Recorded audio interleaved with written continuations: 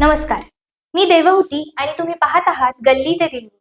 महाराष्ट्रात काँग्रेस पक्षाची जी दयनीय अवस्था झालीये ते पाहून कधी काळी या पक्षाने महाराष्ट्र राज्याच्या स्थापनेपासून 90च्या दशकाच्या शेवटापर्यंत महाराष्ट्रावर एक हाती सत्ता गाजवलीये हे कोणालाही खरं वाटणार नाही. काँग्रेसने महाराष्ट्राला यशवंतराव चव्हाणांसारखं सर्व समाज घटकांना बरोबर घेऊन जाणारं, काँग्रेसची पाळंमुळं गावागावात पोहोचवणारं नेतृत्व दिलं.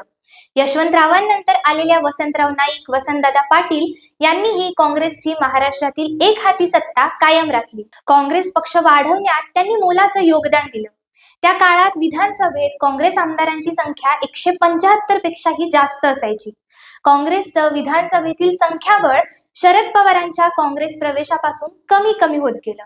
1985 ला राजीव गांधींचे हात बळकट करायचे आहेत असं सांगून शरद पवारांनी राजीव गांधींच्या उपस्थितीत त्यावेळच्या औरंगाबाद येथे काँग्रेसमध्ये प्रवेश केला.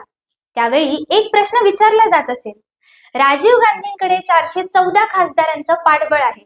महाराष्ट्रातही काँग्रेसला स्पष्ट बहुमत होतं. मग शरद पवार राजीव गांधींचे हात आणखी बळकट कसे करणार? की आपल्याला पुन्हा महाराष्ट्राचं मुख्यमंत्री पद काँग्रेसमध्ये गेलो तरच मिळेल याची शरद पवारांना खात्री झाली होती. तेव्हापासून काँग्रेसचं वर्चस्व कमी कमी होत गेलं.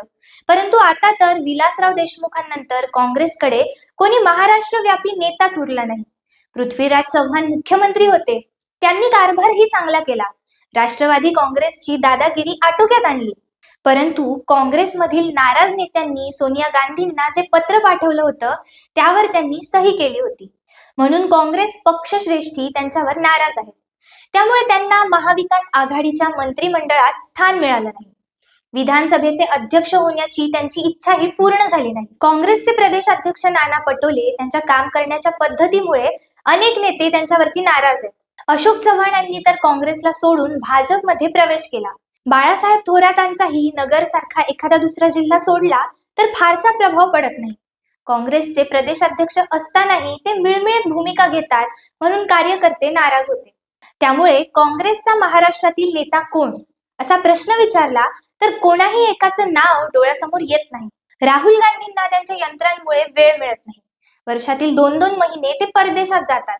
2019च्या विधानसभा निवडणुकांमध्ये त्यांनी महाराष्ट्रात फक्त एक प्रचार सभा घेतली होती. केंद्रीय नेत्यांचं पाठबळ नाही.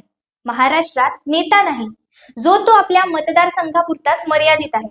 त्यामुळे काँग्रेसला पुन्हा गतवैभवाचे दिवस कसे येणार याची चर्चा निवडणुकांच्या निमित्ताने काँग्रेस कार्यकर्त्यांमध्ये होऊ लागली.